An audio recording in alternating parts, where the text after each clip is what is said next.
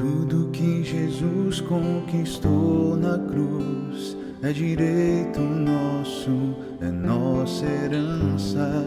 Todas as bênçãos de Deus para nós tomamos posse, é nossa herança. Toda a vida, todo o poder, tudo que Deus tem para dar, abrimos nossas vidas para receber. Nada mais nos resistirá. Maior é o que está em nós do que o que está no mundo. Maior é o que está em nós do que o que está no mundo. Tudo que Jesus conquistou na cruz é direito nosso, é nossa herança. Todas as bênçãos de Deus para nós tomamos posse, é nossa herança. Toda a vida, todo o poder, tudo que Deus tem para dar, abrimos nossas vidas para receber. Nada mais nos resistirá. Maior é o que está em nós do que o que está no mundo. Bem maior é o que está em nós do que o que está no mundo. Bem maior é o que está em nós do que o que está no mundo. Bem maior é o que está em nós do que o que está no mundo.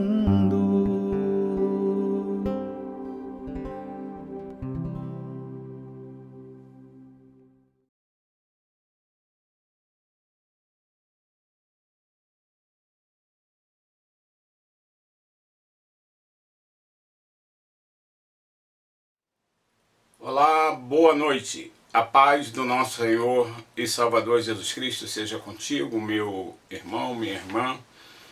É com alegria que damos início ao nosso culto de ensino nos lares desta quinta-feira, dia 29 de outubro de 2020. Muito feliz de estar na presença do Senhor, na presença do Altíssimo, juntamente com a sua casa, com a sua família, poder entrar no seu lar através da tecnologia para estudarmos a palavra do Senhor que está no Sermão do Monte, no Evangelho de Mateus, capítulo de número 5, versículos 21 e 22.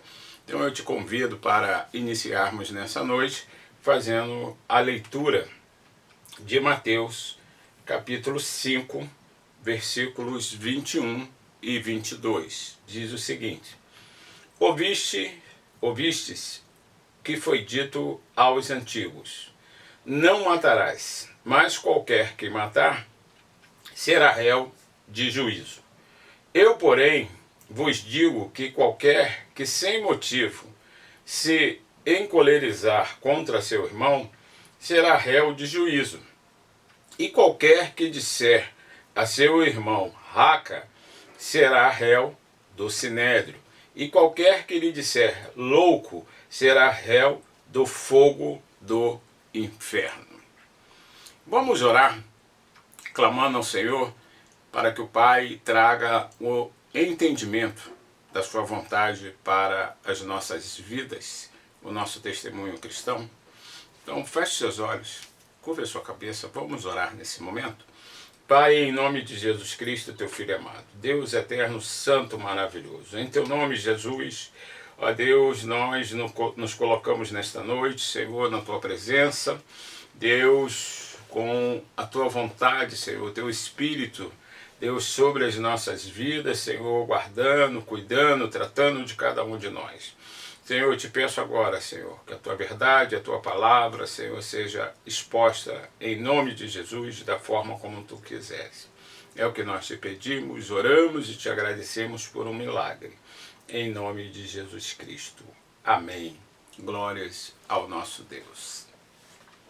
Meu irmão, minha irmã, temos orado, temos falado do amor de Cristo Jesus todos os domingos, de manhã pela Escola Bíblica Dominical, à noite no culto de louvor. Terça-feira nós temos o nosso momento devocional de oração. Lemos uma porção da Palavra de Deus quando o Espírito revigora a nossa alma, fortalece, né, o nosso coração, e colocamos diante de Deus a nossa oração, o nosso clamor pela igreja, pelas famílias, e principalmente para que o Senhor fortaleça a vida de cada um dos irmãos nesse momento difícil. Mas precisamos ter claro em nossas vidas, porque Jesus passou por aquela cruz por amor a cada um de nós. Jesus nos comprou por um preço de sangue para que herdássemos, né, possamos herdar e entrar definitivamente na glória de uma forma segura. Jesus estabeleceu um caminho, Jesus estabeleceu uma direção, Jesus estabeleceu uma reta, Jesus estabeleceu uma decisão, porque ele colocou confiança, né? Jesus, ele preparou, Deus preparou o caminho, Jesus veio a este mundo, Jesus pregou, ensinou tudo que é aquilo que ele foi fazer, ele avisou, os profetas vieram, anunciaram, e Jesus cumpriu tudo aquilo que estava no coração de Deus para que a sua salvação e a minha salvação pudesse ser concretizada conforme a vontade do Senhor, Deus Santo e Soberano. Jesus nunca disse, em momento nenhum, que nós passaríamos a ter uma vida sem sofrer nada, diferente das outras pessoas. Infelizmente, a construção ao longo dos anos e a igreja pós-moderna, né? Já não vamos falar nem mais da igreja moderna, vamos falar da pós-moderna, ela vem pregando uma prosperidade em todos os sentidos. A interpretação ela começa a ser alterada, ela começa a ser modificada de tal forma que a decisão das pessoas em estar no Evangelho, seguir a Jesus, passam a ser uma decisão com misturas de coisas materiais com espirituais, onde prevalece mais o material do que o espiritual. E essa interpretação mudou muito a forma de ler, compreender e aplicar a Bíblia na sua vida humana. Muitas pessoas querem, quando falam de igreja, perder a sua humanidade.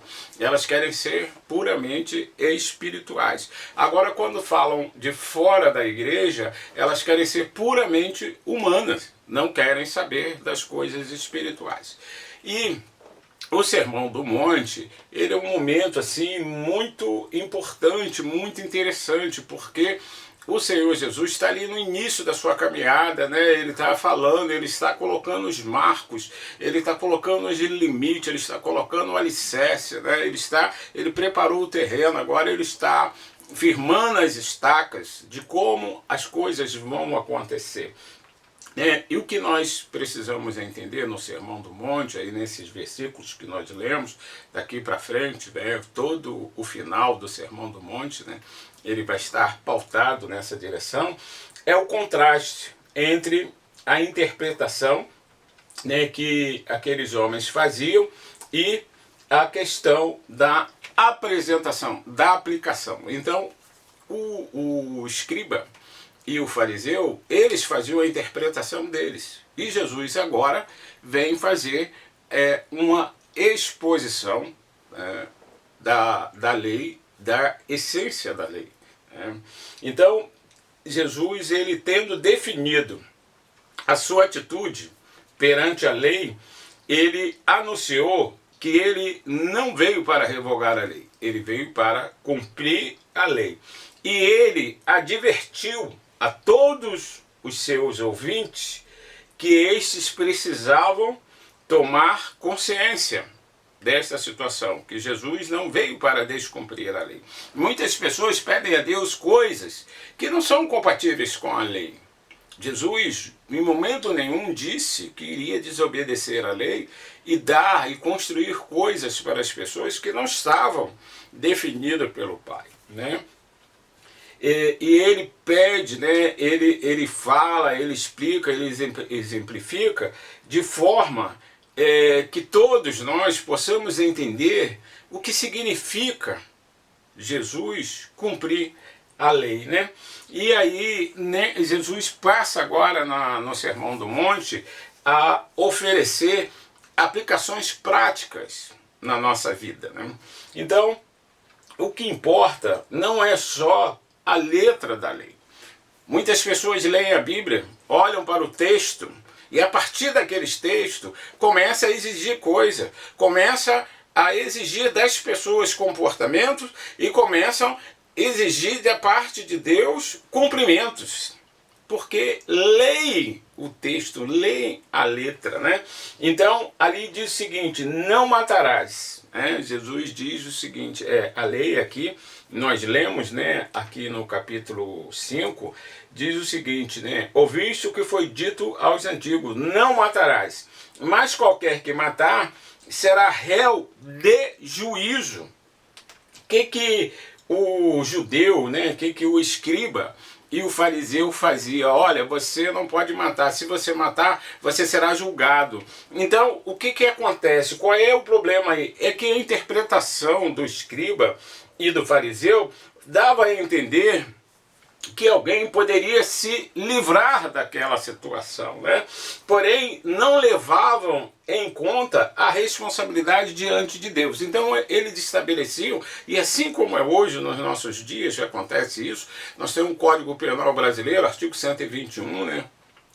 Homicídio é crime, e aí se é culposo, doloso, conforme a intensidade, o grau de intensidade, a pena é estabelecida. Então, o homem, ele diz o seguinte: olha, é crime você matar uma pessoa. Se você matar a pessoa, você vai preso, vai ser julgado e vai ser condenado. E vai ter um número de anos para cumprir essa exigência que a lei faz. Pode ser 6 anos, 10 anos, 20 anos, 30 anos, dependendo da...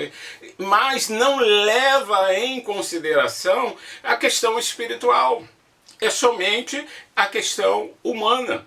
E aí Jesus, ele vem exatamente dizer isso: olha, vocês estão olhando a lei, estão simplificando a lei, como se o homem pudesse descumprir a lei e estar livre diante de Deus.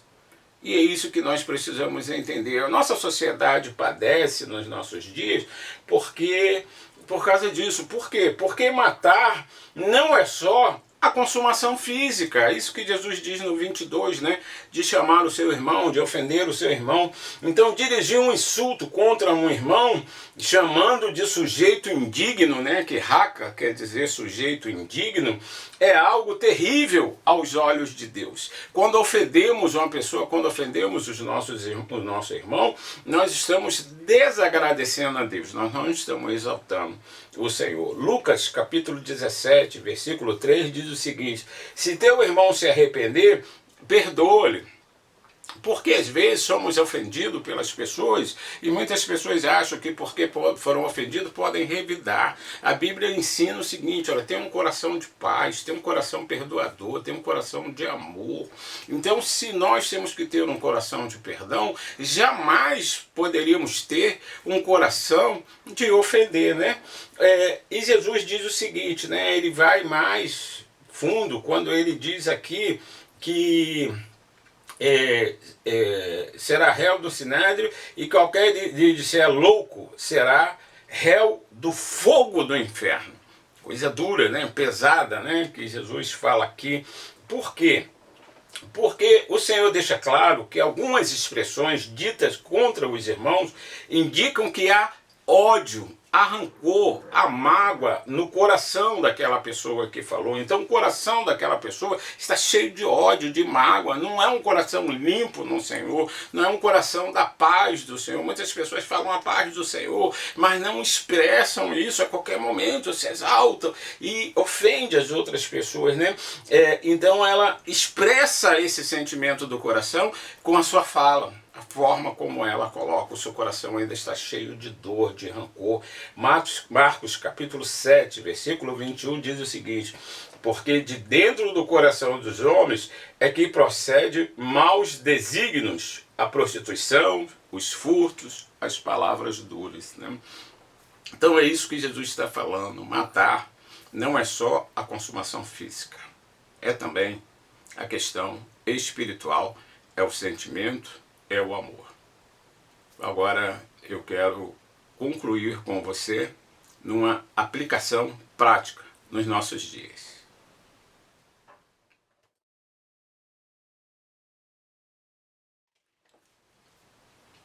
Fechando o ensino dessa noite, vou trazer a aplicação para os nossos dias, né, e dizer o seguinte: como homem de Deus, como ministro do Evangelho, que é óbvio, nós temos a responsabilidade de cuidar do patrimônio físico da nossa igreja, o prédio, as instalações, a segurança dos irmãos, apresentar um culto ao Senhor dentro do estabelecido na Bíblia, na palavra de Deus, oração, louvor, ter as pessoas preparadas, toda uma sequência, né? Fazer as coisas com ordem e decência, mas a principal responsabilidade de um homem de Deus, a mulher de Deus, um obreiro do Senhor, um pastor, é cuidar do alimento espiritual do rebanho do Senhor. Cuidar que a casa de Deus tenha mantimento. Cuidar que a casa de Deus tenha alegria. E que aquilo que você expressou no domingo à noite, lá na casa do Senhor, dentro do templo do Senhor, seja a extensão da sua casa, da sua família, do seu comportamento na sua empresa, no seu colégio, na sua faculdade, no seu lugar que você habita, né, no seu condomínio, que as pessoas vejam em você tudo aquilo que você glorificou, cantou, orou, chorou, né, no domingo à noite, seja, na realidade, aquilo não vá para a sua casa, mas que aquilo venha da sua casa para a casa do Senhor, né? Porque, na realidade, nós vamos à casa do Senhor. Não é? Mas há uma inversão.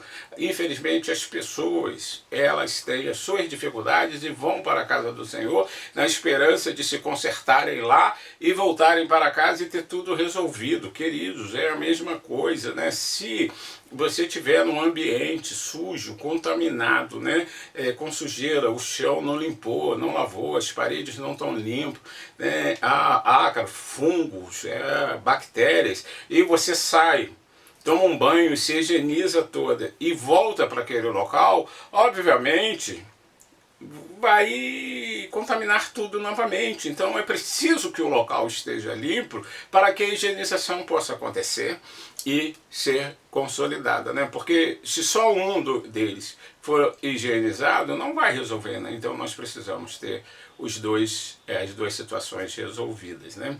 Então o que acontece? As leituras nos nossos dias são leituras triunfalistas, são leituras não de glórias ao Senhor, mas de glória ao homem, glória ao crente, glória ao Senhor cristão, que sabe todas as coisas e pode todas as coisas, naquele que lhe fortalece. Mas quem é aquele que lhe fortalece? É o meu comportamento, a minha forma de ser, eu sou membro de uma igreja, eu canto, eu falo, eu prego, né? A minha oração é mais forte. Queridos, nós precisamos não colocar Deus no seu lugar, né? Nós precisamos nos colocar no nosso lugar, porque Deus é o Criador de todas as coisas. Nós estamos aqui e vamos passar por um tempo nesta terra. E o Senhor é eterno. O que Ele diz é o seguinte: olha, eu te comprei por um preço de sangue e estou te dando a eternidade junto comigo. E isso precisa ser claro. Então, há um erro e um perigo terrível de pensar que por sermos crentes, cristãos, membros de uma igreja, tudo que está no Sermão do Monte não é para nós. Muitas pessoas nem leem o Sermão do Monte ou passam por ele, dizendo o seguinte: não, aquilo ali é para o não crente, é o que está errado, é o que está no mundo, aquelas pessoas que estão ouvindo ali porque eles não tinham Jesus. Eu tenho Jesus, eu sou salvo, lavado e remido no sangue do Cordeiro. Então isso é um perigo muito grande. Achar que o Sermão do Monte ficou ou está lá só para aquelas pessoas, né? E muitas pessoas acham que o Sermão do Monte não se aplica no nosso dia, né? Mas se aplicam, né? Nesta passagem, defrontamos não só com homicídio literal. As pessoas leem o texto, leem a palavra de Deus como texto, como letra. E muitas pessoas chamam de letra morta. Letras lá, aquilo cabia só para aquela época. Queridos, Deus é eterno, a palavra de Deus ela é viva e eficaz. Deus é fiel. E a palavra de Deus, né, Jesus mesmo disse no Sermão do Monte, né, tudo que foi dito há de se cumprir. E há de quem mudar um tio, né? Quem mudar uma vírgula, quem mudar uma letra, não faz sentido. As pessoas acharem que tem que adaptar a palavra de Deus para os nossos dias, né? Não é isso, queridos, que acontece. Nós temos uma forma de se expressar, de chegar na sua casa através da tecnologia. Glória a Deus que deu sabedoria ao homem, mas a adoração permanece sendo a mesma, né? O adorador, a forma de adorar, pode mudar o meio, o veículo, mas aquele que vai ser adorado, ele é o mesmo, ontem, hoje, sempre, não muda. A palavra de Deus ela é fiel, ela é imutável. E o meu caráter, a minha formação, precisa ser de acordo com a vontade de Deus, não muda. Deus não mudou, ele não vai mudar essa exigência, né? E é isso que Jesus está dizendo. Olha, o fato de matar uma pessoa fisicamente não quer dizer que você não tenha responsabilidade diante de Deus. O homem tira Deus, traz para a lei que ele criou, estabelece como vai ser cumprido aquele erro e diz, olha, tá bom, você já cumpriu, a sociedade te perdoou, pode voltar para a sua vida. Como se o homem não tivesse responsabilidade diante de Deus. É isso que nós precisamos entender, né? Nós, nessa passagem, defrontamos não só com homicídio literal, mas temos que levar em conta as maldades do coração, o que motivou aquela pessoa a cometer aquele homicídio, né? Não é só o ato de tirar a vida da pessoa, é como está o seu coração, né? Dos sentimentos da pessoa, como está o seu coração, como está o seu sentimento e como está o próprio espírito e a alma daquela pessoa, né? São maldades que Deus considera equivalente a homicídio. Tem pessoas que pensam que o homicídio é só matar, né? Mas para Deus, como está o coração, como está a alma, como está o espírito, como está a boca, aquilo que as pessoas falam, para Deus tem o mesmo valor que um homicídio físico de tirar a vida de uma pessoa. E é isso que Jesus está dizendo. Olha, cuidado com a interpretação. E Jesus, ele não faz pura e simplesmente uma interpretação. Ele faz uma exposição da lei com aplicações práticas. E é isso que nós precisamos entender. Deus é fiel, Deus estabeleceu a sua vontade e a sua glória, e o seu reino está pronto para te receber, para ter você, a sua casa e a sua família para sempre, aos pés do Senhor, lá na glória, no dia que o Senhor te chamou e te comprou por um preço de sangue naquela cruz. Ele abriu o céu e disse o seguinte, olha, agora o caminho está aberto. Você é livre, aproveite, eu vou te ajudar, eu vou te fortalecer, eu vou te equipar para passar pelas durezas, pelas dificuldades dessa vida, mas tudo por amor, tudo por amor. Deus é fiel, Deus abençoe a sua vida, em nome de Jesus. Vamos lá. Muito obrigado pela sua presença nessa noite no nosso ensino, tá bom? Que tem bastante frutos para a sua vida e para a sua família. Pai, em nome de Jesus Cristo, teu Filho amado. Deus eterno, santo, maravilhoso. Glórias te damos, te rendemos, Senhor, te louvamos, Deus, porque tu és o Deus maravilhoso. Muito obrigado, Jesus, que tu nos comprou por um preço de sangue. Guarda a minha vida, livra a casa dos meus irmãos, Senhor, e que a sua família seja contigo, Pai, em nome de Jesus Cristo. Amém.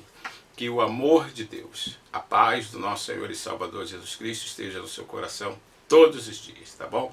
Domingo, escola bíblica pela manhã e à noite, grande culto de louvor e adoração ao nosso Deus. Muito obrigado pela sua presença, em nome de Jesus.